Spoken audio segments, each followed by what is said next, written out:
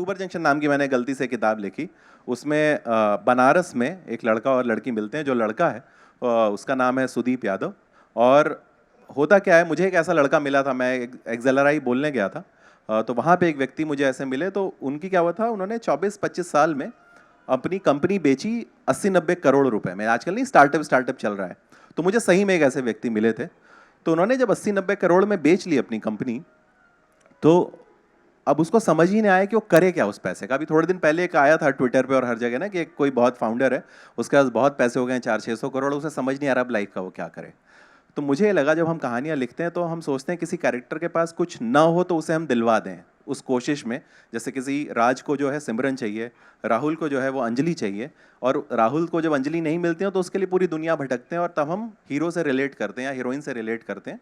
जैसे अगर आप ध्यान दें दिलवाले दुल्हनिया ले जाएंगे में जो राज को सिमरन चाहिए थी, तो उस समय से पहले तक अगर आप 90s की फिल्में देखेंगे तो जो हीरो है वो हीरोइन के बाप को जरूर मारता था एक बार पिक्चर में, है ना। राज वो पहला हीरो था जिसने कहा कि नहीं मैं लड़ूंगा नहीं, मैं दिल जीत के ले जाऊंगा यहाँ से। तो वैसे ही, और उसके अलावा आप देखेंगे तो पूरा एक लैंडस्केप चेंज हो गया। उसके बाद से हमारे अंदर के सारे राज पैदा हो गए। हम लोगों ने कोशिश करना शुरू किया कि हम लड़कियों के घर वालों को समझाएंगे और फिर हम दिल जीतेंगे। तो इसमें सुदीप यादव जो कैरेक्टर है, ये बहुत अमीर हो गए हैं और एक बुक माई ट्रिप नाम की कोई वेबसाइट चलाते हैं। मैं 6 साल पहले लिखी थी। सर क्या होता है, जब आप किताब लिखते हो, और आप में से जो लोग भी कभी जीवन में किताब लिखेंगे या लिख चुके होंगे, तो किताब गर्लफ्रेंड की तरह होती है। जब आप लिख लेते हो तो ब्रेकअप हो जाता है, फिर आपको याद ही नहीं आता है ना। तो मैंने 6 साल पहले करीब करीब लिखा था वो। तो वहाँ पे एक उनको एक राइटर मिलती हैं, चित्रा पाठक नाम की, और वो लोग 10 अक्टूबर को मिलते हैं हर साल। और ये बनारस में जब मिलते हैं तो वो लाइन तो मुझे नहीं याद है कि कुछ ऐसा लिखा था मैंने कि बनारस शहर ये बड़ा ढीठ है, यहाँ पे जो ज़िंदगी के मायने हैं हर चौराहे पे गोल गोल घूमते हैं, किसी को मिल जाए तो जय भोलेनाथ, नहीं तो कोई बात ही नहीं है। तो इस तरीके का कुछ एक बनारस को लेके वहाँ पे बात थी। मैं गलती से पैदा भी बनारस में हुआ था, तो मुझे थोड़ा बहुत आइडिया था। और बनारस में 80 घाट कितने लोग गए हैं यहाँ पे? तो सब लोग, आप लोग गए हैं। मैं जब 80 घाट पे जाता था, मैं यहाँ पे मेरे बैचमेट बैठे हैं, तो मैं अपने फाइनल ईयर में जब इंजीनियरिंग कर रहा था कॉलेज ऑफ इंजीनियरिंग रुड़की में, तो मैं बहुत कंफ्यूज था कि मैं लाइफ में क्या करूं, क्योंकि मुझे लगा मेरी तो लाइफ वेस्ट हो गई। और मैं 80 घाट पे गया और रोज़ वहाँ पे दुर्गाकुंड पे रहता था, रिक्शे वाले को पैसे देता था और 80 घाट पे जाके बैठता था। और पता नहीं आप लोग कभी इस नज़र से गए हैं कि नहीं गए हैं बनारस। बनारस में जब आप जाते हैं तो वहाँ पे क्या होगा, जैसे लखनऊ स्लो है, थोड़ा सा धीमे चलता है, दिल्ली थोड़ा फास्ट है। मैं मुंबई में अब रहता हूँ, मुंबई बहुत तेज़ है, बहुत तेज़ी से एक वहाँ पे आपको लगेगा लाइफ का एक पेस फील होगा। बनारस में 80 घाट पे, और हो सकता है मैं ये बात थोड़ी सरियल लगे, थोड़ी अनरियलिस्टिक लगे जो मैं बोलने जा रहा हूँ, वहाँ पे जब मैं एक दिन बैठा, दूसरे दिन बैठा, तीसरे दिन बैठा, और जब चौथे दिन लगातार उसी समय पे बैठा, तो चौथे दिन मुझे लगा कि मैं पहले दिन बैठा हूँ। वो सेम अंकल जो पड़ोस में पान खा रहे थे वो वैसे ही खा रहे हैं, पीछे एक स्पेनिश बंदी एक जा रही है वो एग्जैक्टली वैसे ही जा रही है, राइट साइड पे जो बीएचयू के स्टूडेंट वहाँ पे आर्ट्स वाले बनाते रहते हैं वो वैसे ही बना रहे हैं, और 4 दिन ऐसे पास हो गए। और तब मुझे लगा कि मैंने जीवन के जो बड़े डिसीजन है सारे के सारे 80 घाट पे लिए, कि जो भी मुझे करना है या जो मुझे नहीं करना है। तो वो एक तरीके की किताब है अक्टूबर जंक्शन। सुदीप और चित्रा की कहानी आप पढ़ें, आपको जब जीवन में सब कुछ मिल जाता है, सब पैसा मिल जाता है, तब लाइफ कैसे बैंड बजाती है। और एक लड़की चित्रा पाठक जिसके पास कुछ नहीं है लाइफ में, और उसको जब सब कुछ मिलता है तब उसका क्या होता है। तो वो क्रॉस कनेक्शन की कहानी है। बल्कि उसमें एक जगह इनका नीम करोली बाबा का भी जिक्र आया। वो 2019 में किताब आई थी, और बाबा तो खैर वैसे भी बहुत लोग तब भी जानते थे, लेकिन अब लोग जो आज की डेट में पढ़ते हैं तो उनको लगता है, मैंने जब इधर बहुत फिर से एकदम से बहुत बहुत पॉपुलर हो गए, उस वहाँ लोग जाने लगे, मतलब ऑब्वियसली, तो लोग कहते हैं अरे आपने वो देख के लिख दिया, जबकि मैं बहुत पहले लिख चुका था उसमें। तो आप पढ़ेंगे तो आप जानेंगे, बट ये इसका नहीं है। मैं एक छोटी सी कहानी से अपनी बात आज ख़त्म करता हूँ। तो यहाँ पे चाय वाला, जैसे नहीं हम लोग जाए, ट्रिवैक नाम की एक कोचिंग है। ट्रिवैक कोचिंग में किसी ने कोचिंग की है क्या? चलिए बहुत बढ़िया है, किसी ने नहीं की है, एक है, ये मेरे मित्र ही हैं। तो ट्रिवैक बड़ा स्पेनिश नाम लगता है ना, कि कोई स्पेनिश जर्मन नाम होगा। तो उसकी नाम की महिमा ये है, 3 पार्टनर हैं ट्रिवैक के, त्रिवेदी, वर्मा, अग्रवाल। तो उन 3 लोगों ने मिलकर एक कोचिंग बनाई है। तो हम लोग वहाँ करते, तो वहाँ पड़ोस में एक चाय वाले भैया होते थे, और चाय वाले भैया क्या थे, वो कुछ भी फेंकते थे। जैसे वो ऐसी बात करेंगे, बिल गेट्स आए इंडिया, तो बोले अरे भैया ये लोग बहुत परेशान कर देते हैं यार, ये लोग ना जब आते हैं बिल गेट्स ना हमारे हाथ की चाय पीते हैं यार, है ना। वो बहुत बड़ी बड़ी फेंकते थे, क्या चाय पे चर्चा वाला आइडिया तो हमारा ही है, इस टाइप की बात करते थे। और उनका जो चाय वाले भैया थे उनका नाम था पहलवान भाई। पहलवान भाई अच्छी चाय बनाते हैं, ये केवल 2 लोग मानते थे पूरे शहर में, एक वो खुद और दूसरा मैं, क्योंकि मुझसे पैसे नहीं लेते थे उसके अलावा कोई नहीं मानता था, ऐसे ही फेंक देते थे। तो हुआ क्या, कोरोना में एक मेरे दोस्त ने यहाँ से एक वीडियो भेजा मुझे। वहाँ पे मुंबई का एक ऑटो यहाँ चल रहा था शहीद पथ पे, और मुंबई के ऑटो का नंबर था। तो वो जब लखनऊ की कोई चीज़ आती है तो मैंने, पहलवान भाई को मेरी आदत है, मैंने भेजा पहलवान भाई को वो वीडियो। तो और मुझे ये लगा कि यार एक आदमी मुंबई से ऑटो से आ गया यहाँ तक, लखनऊ तक चला के, कितनी हिम्मत की बात है। तो मैंने भेजा, तो पहलवान भाई की आदत है वो परमिशन लेके कुछ भी बोलते हैं। तो उन्होंने बोला भैया एक बात आ रही है, आपको कहें, आपकी आज्ञा हो तो कहें। तो मैंने कहा हाँ कहिए। तो उन्होंने कहा कि भैया ऐसा है, जब मौत आती है ना तो मंदिर, मस्जिद, गुरुद्वारा, चर्च याद नहीं आता, घर याद आता है। और जब उन्होंने बोला तो मैं सोच ही रहा हूँ कि मैं कैसे रिएक्ट करूँ कि इतनी बड़ी बात इस चाय वाले ने बोल दी मुझे। तो कहते हैं और आप कब आ रहे हैं घर? और ये सवाल ऐसा है ना, तो मैंने कहा अरे है पहलवान भाई, है प्लान आने का। कहते हैं अरे यार आप लोग, जो एक बार पढ़ लिख लेता है ना उसका घर छूट जाता है यार। अब ये दूसरी हैवी बात है, ये सच बात है ना, जिसका घर, जो पढ़ लिख लेता है उसका शहर छूट जाता है। जो भी नौकरी करने चला गया या काम करने चला गया या बिजनेस करने चला गया, कुछ स्ट्रगल करने चला गया, उसका घर छूट जाता है। फिर पहलवान भाई ने बोला कि यार आप लोग का क्या है ना, पढ़ लिख गए, घर छोड़ के चले गए, आप लोग जो होली दिवाली मरने जीने में आते हो ना, इसको घर आना नहीं कहते हैं, घर विजिट करना कहते हैं। घर कब आओगे? तो मैंने कहा अरे यार पहलवान भाई छोड़ो है ना यार, आएंगे। अब ये बात उन्होंने कर दी और मैं सोच में पड़ गया, और मैं सोच में पड़ गया तो मुझे याद आया कि जब मैं घर छोड़ के यहाँ से जाता था अपने कॉलेज, यहाँ पे हम टिकट करा के, जब ये ऑनलाइन टिकट नहीं होते थे, या काउंटर पे जाना पड़ता था बादशाह नगर में चाहे चार बाग पे, तो अब जाते थे और वहाँ पे कई बार टीटी से हम लोग इतने सिंगल थे प्रीतम हम लोग इतने ज़्यादा सिंगल थे कि वहाँ जो टिकट कर रहे होते थे ना अंकल, उनसे भी बोलते थे अंकल देख लीजिए कोई आसपास कोई हो ऐसा, कोई लड़की, तो हम लोग साथ में हम लोग का कर दीजिए, ऐसा करें। और वो भी हमें डांट के भगा देते थे कि पागल हो क्या, ऐसा करें, है ना। तो हम अपना, और जब मैं घर से निकलूँ तो मेरी माता जी जो है वो हमेशा बिल्कुल ऐसे उदास होती थी, ऐसे रोती थी जैसे विदाई हो रही हो मेरी, कि बेटा जिस दिन जाते हो खा नहीं पाते हैं। तो मैं भी कहता हूँ मम्मी अरे तुम खा लो यार, मतलब ऐसा क्या उसमें, आप लोग ये डिस्टर्ब नहीं हो रहा है ना इससे बिल्कुल भी, है ना। चलो मुझे थोड़ा बहुत आ रहा है लेकिन कोई बात नहीं तो मम्मी हमेशा रोने लगे कि बेटा तुम जाते हो हम नहीं खा पाते हैं। ऐसी कई सारी मम्मियाँ होती हैं, आप लोग की मम्मी शायद बोलती हो ऐसा कि जिस दिन जाते हो मन नहीं लगता है बेटा। तो मैं उनको बोलता मम्मी खा लो यार। तो मैंने टिकट कराया S6 में, मेरा 23 नंबर था। और आप लोग जो स्लीपर में कभी ना कभी चले होंगे वो ये जानेंगे भाई कौन कौन चल रहा है मेरे साथ हिसाब किताब करने तो उन्होंने कहा कि बेटा 23 नंबर मेरी सीट थी। अब मैं वहाँ पहुंचा तो मेरे ऐसे मुक्तेश यहाँ बैठे, मेरे दोस्त हैं, तो इन्होंने टिकट नहीं कराया था, ये अपना जनरल में जाके बैठे थे, ये आ गए, है ना। और उन्होंने कहा कि भाई तुम्हारा टिकट है क्या? मैंने कहा हाँ आ जाओ ना S3 में। अरे S6 में 23 नंबर है, अपना साइड वाली है, लोअर चलेंगे अपन, कोई बात ही नहीं है। तो ये अपना अपना जनरल में जहाँ सामान पटक के आए थे लेने चले गए। मैं जब अंदर घुसा तो जब अंदर मैं घुसा वहाँ पे S6 में, तो जब ट्रेन में आप चलते हो ना स्लीपर में खास करके, तो क्या होता है वहाँ दो तीन ही तरीके के लोग होते हैं। एक होते हैं रिटायर्ड, एक अंकल होते हैं जो किसी बैंक में थे, है ना। आप कुछ भी बोलेंगे तो वो बोलेंगे नहीं। आप बोलेंगे अंकल आज मौसम कितना गर्म है ना, कहते नहीं कल ज़्यादा गर्म था, है ना आप कुछ भी बोलेंगे सरकार कितनी अच्छी है, कहते नहीं पहले तो अलग बात थी, पहले तो दूध की नदियाँ बह रही थी, जो भी है ना। एक यहाँ पे मैरिड कपल होगा इधर साइड में जो बैठा होगा, नई नई शादी हुई, चूड़ा बिंदी लगा हुआ है अभी हाथ में। आप अगर दुल्हन को नहीं भी देख रहे हैं तो भी उसका पति आपको देख रहा है, और जब आप उधर देखेंगे ना जैसे ही, तो उसके पति की नजर आपसे मिलेगी, और उसको वो ऐसे घूरेगा जैसे कि भाई तुम्हें भी आंखों से अगर बाढ़ निकल सकते तो चला देता। तो मैं जब अंदर घुसा वहां पे, तो साइड वाली मेरी लोअर सीट थी 23 नंबर। मैं जाके बैठा वहां पहले से, जब से देखिए बाकी सारी चीज़ें तो कई सालों में एक बार हो रही हैं आजकल बहुत सारी चीज़ें, लेकिन जब मैं वहाँ जाके बैठा तो वहाँ पे एक मोहतरमा बैठी हुई थी, अंजलि मान लेते हैं, अंजलि बैठी हुई थी वहाँ पे, है ना।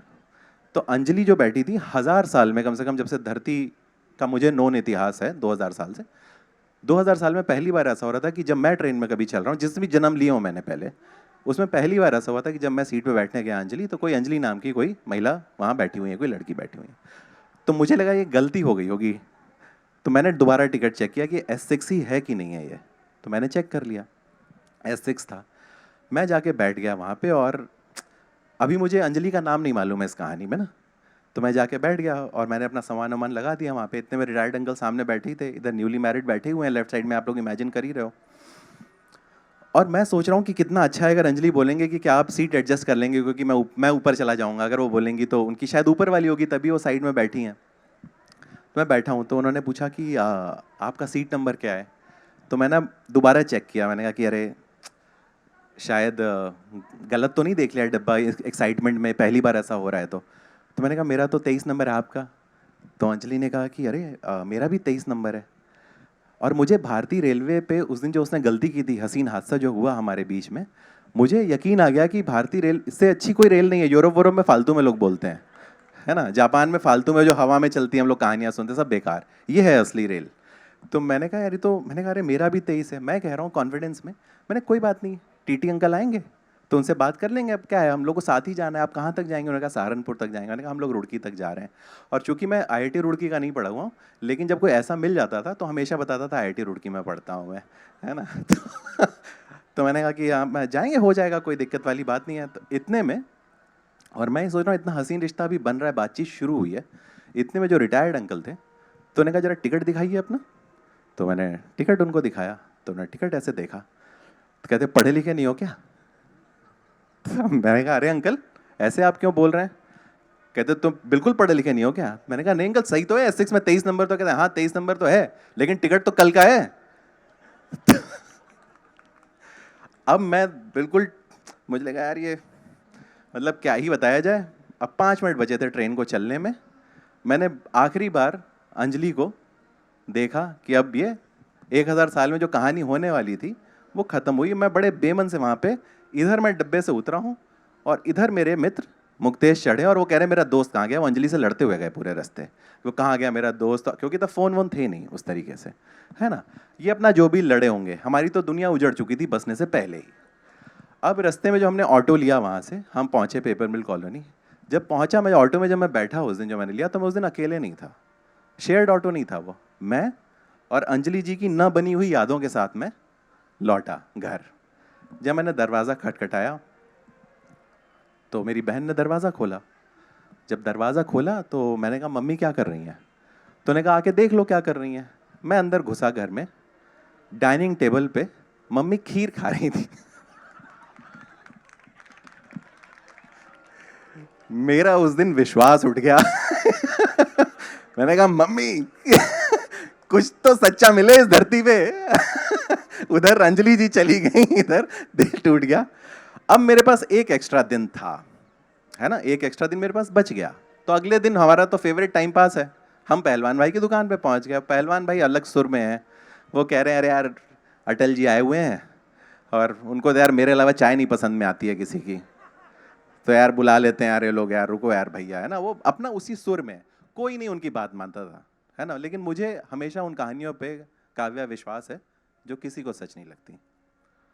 तो मैं अपना वहाँ पे पहुँचा, वो पहलवान भाई अपने सुर में, वो अच्छा उनका क्या आदत थी, अखबार ज़ोर ज़ोर से पढ़ते थे कि एक लड़का लड़की पटरी पे कट गए, एकदम से कोई और पढ़ेंगे, फिर एकदम से ना अखबार पढ़ के वो ओपिनियन देते जैसे न्यूज़ में दी जाती है ना, जैसे न्यूज़ में न्यूज़ होता है, ओपिनियन होती है। तो वो ओपिनियन देते थे कि अरे भैया ये कटे नहीं होंगे यार, कोई पटरी पे थोड़ी ना कटेगा यार, मार के फेंक दिया होगा यार। तो मैंने कहा अरे आप ऐसे क्यों बोल रहे हो?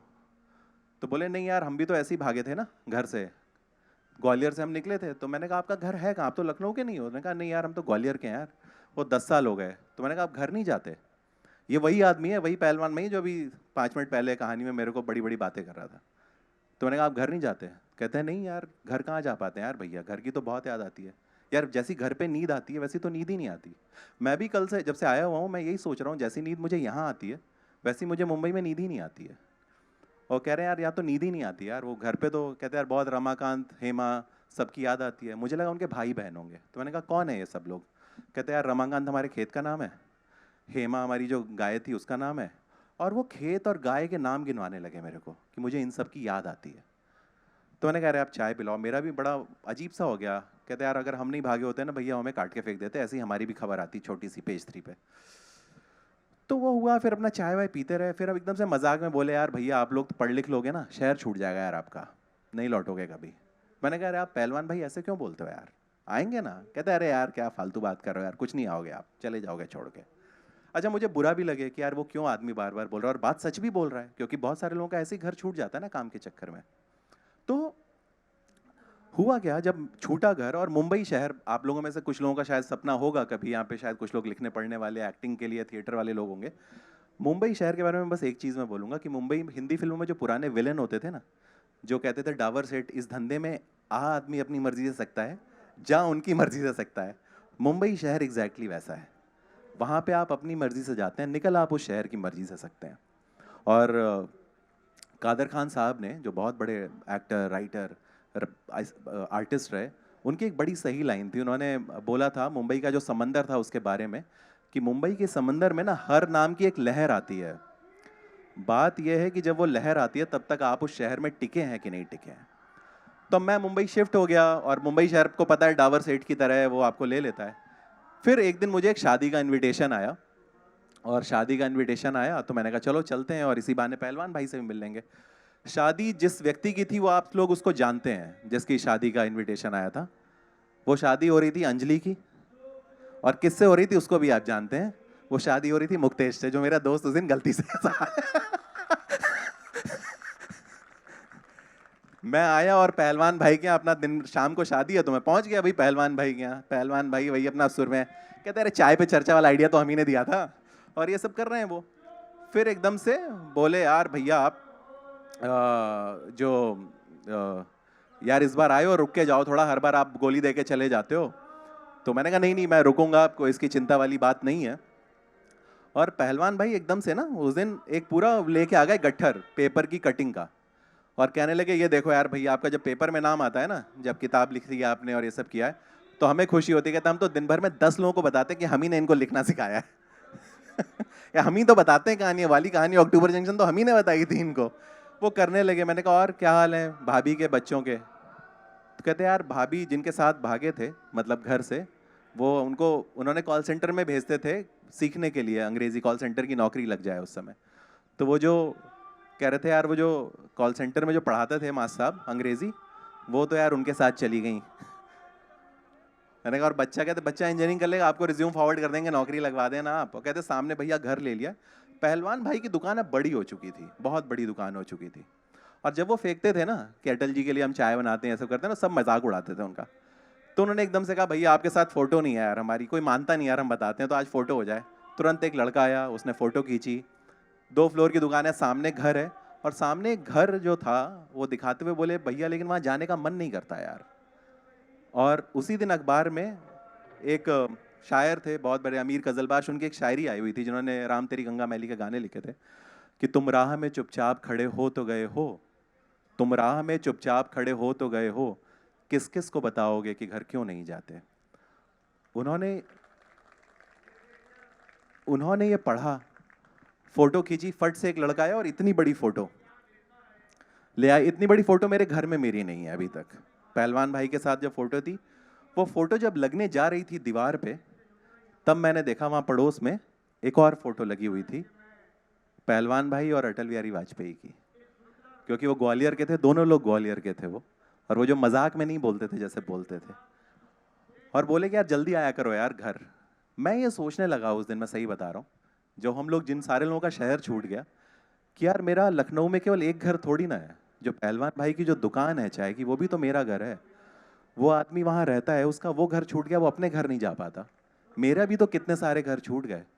अब हर बार, जैसे मैं कल फिर लखनऊ से जा रहा हूँ, और हर बार मैं जाते हुए मैं इमोशनल होता हूँ, कि मैं हमेशा सोचता हूँ जब फ्लाइट टेक ऑफ करने वाली होती है, कि धीरे धीरे एक दिन ऐसा आएगा कि ये शहर मुझे रोक लेगा, और हर बार मैं ज़्यादा यहाँ, मेरे ज़्यादा टुकड़े छूटते हुए जा रहे हैं।